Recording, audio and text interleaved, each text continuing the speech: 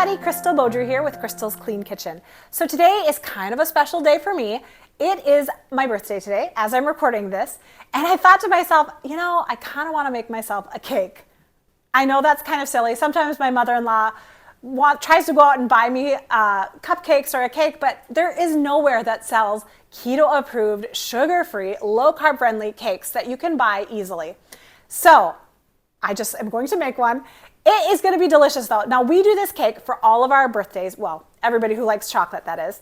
It's going to be a chocolate cake with chocolate frosting, and for real, you guys are going to love this cake. It's super easy to do on top of that. So thank you so much for watching. Don't forget though to hit that like button. All right, so here's all the ingredients that we need for our cake. We're going to start with 2 cups of some almond flour, 1/4 of a cup of some baking cocoa, 1/2 of a teaspoon of some baking soda, and 1/2 of a teaspoon of some salt. 2 eggs. You want to make sure that they're kind of like room temperature. 2/3 of a cup of some sweetener. Now I'm going to be using some maple syrup. This is the Keto maple syrup brand. But you could also use regular maple syrup if you wanted also, depending upon how many carbs you are interested in having in this. Then we're going to use 1/3 of a cup of some water and 1 tablespoon of vanilla. Now for the frosting, I'm going to be using about 4 ounces of some chocolate chips, so about 1/2 cup. And then I'm going to be melting that with a little coconut oil. Then we'll be doing 4 tablespoons of some cream cheese, 1/2 cup of some almond butter, and 1/4 of a cup of the heavy whipping cream. Now for the sweetener to sweeten the frosting, I'm also going to be using the maple syrup. This one is from Lancanto. You could use my homemade maple syrup too, that's keto approved, that would work as well. Or you could use regular maple syrup. You could also, for the cake itself, if you wanted to just use regular like Aluos or monk fruit or something like that, any kind of sweetener is going to work with this. Now I'm going to be using some smaller round pans, but sometimes when I make this, I make a 9-inch size pan as well for cake, and when I do that, I just double this recipe to make it a little bit bigger. Okay, so for our chocolate cake, we are starting with the dry ingredients. You want to start with 2 cups of almond flour. We're going to do 1/4 of a cup of some baking cocoa. I got that baking cocoa from Costco as well. 1/2 teaspoon of some baking soda and 1/2 teaspoon of some salt. Mix that together. Now for our wet ingredients, we are going to do 2 eggs, 2/3 of a cup of some maple syrup.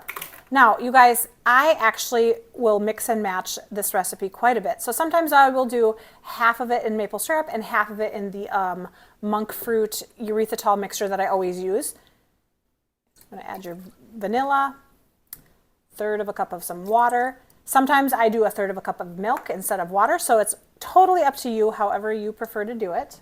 I actually really enjoy adding different types of sweeteners to see what will taste better, and honestly, it all tastes good. Then just mix that up.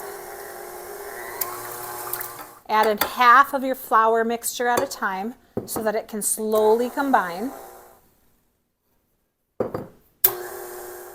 Now, as you can tell, the base of this recipe is actually dairy-free also. So if you chose to do a dairy-free frosting, it would be completely dairy-free as well.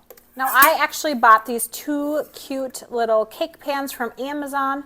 They are 6 inches in diameter, or 6 inches across.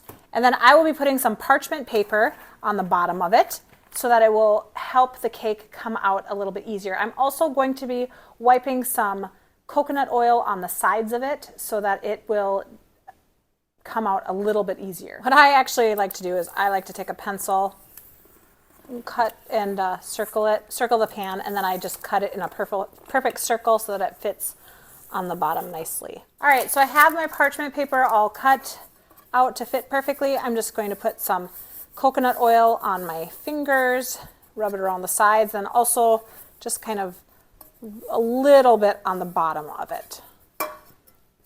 The parchment paper will stick a lot better like that. And then if I didn't cut it 100% perfect, it will still come out perfectly. Now I'm going to be portioning this out evenly into both pans. You know, I will make this recipe doubled when I am making it for a larger group of people, but it is actually really nice to have it kind of just for my immediate family. That way I don't have tons of leftovers. Now I'm going to be baking this in the oven at 350 degrees for about 25-30 minutes. You will notice that the top is done.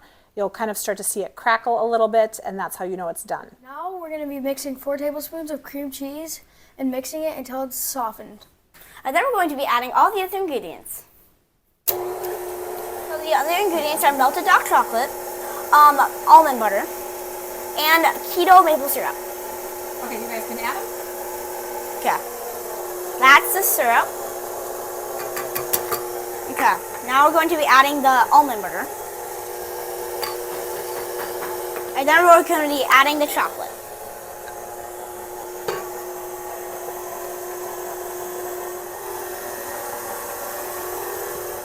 Make sure to be scraping down the sides. Okay, now we're going to be adding a 1/4 small cup of heavy whipping cream. That's good, that's good. This is how you want it to look. Now we're going to put it in the refrigerator until everything else is ready to go. All right, so we pulled these out of the oven. We let them cool down before we take them off, before we took it out. I'm going to just run a knife around the edges. Okay, and why don't you do it to that one? And then I'm going to very carefully remove it. Oh, that bottom made this a lifesaver. I'm just peel the bottom off. Place it right there. How you doing? Here, how do I get it off? Here, that over there. And just make sure. You just got to do it carefully. We don't want to break it. Whew, there we go. I want to peel it off. Okay, careful, careful. Ooh, that looks yummy. Ooh, yum. Okay, where's the frosting? Oh, grab the frosting. It's in the fridge. Let's apply this frosting. All right, so we're going to frost the first layer because we really want a nice thick middle. Okay, spread it all out. Just grab some more on there too, buddy. Okay. This looks delicious. Almond butter. There's almond butter in this, Hannah. It's going to be good. Okay, even more. Peanut butter in the is too. No, only Nope, there's not almond peanut butter, just almond butter. Okay, good. I'm going to just kind of scrape it. I see it go in it the peanut butter. I know, but honey, it wasn't peanut butter, it was almond butter. All right, I'm going to cover that. But I say, Looks like a sandwich. Okay, now put a bunch more on it. Good. Oops. Okay, just put a bunch. Don't try to rub it because that might break it. Just a bunch on there. Okay, careful. Yeah. You just want to be really, really gentle with it so that it doesn't break apart. Put the rest of it on there. We're just gonna like almond Like butter, all not of it, peanut all of butter? it? Yeah. So what we're gonna do then is we're gonna make it go on the sides like this. It's a sandwich, right? It is kind of like a sandwich, a cake sandwich. That's what I want for my lunches. Cake sandwich. You want a cake sandwich for your lunch, Hannah? Yes. Oh, oops. Here. It's like so. Okay, good. You're good. Thank you. It's a sandwich. Wow, that looks good. Yeah. Oh, we don't have any candles. I need candles for my cake. You know what'd be cool? We should put like raspberries on top. Yeah, sometimes when we make this cake, we put fruit in the middle layer with chocolate. Like one year we did strawberries. Oh yeah. One year we did One year we did raspberries. I think I like the raspberries. I best. think we did blueberries one year too, didn't we? Oh Maybe yeah. not. I don't yeah, remember. I think we did. So just know that that's always an option also if you wanted to mix something with your chocolate. Yummy. All right, well, we're going to keep frosting this. You guys, I suppose we need to do a taste test, don't we? We do. Okay. Well, let's finish frosting it, and then I'll give you a taste test. This actually is so beautiful. I cannot wait to do a taste test.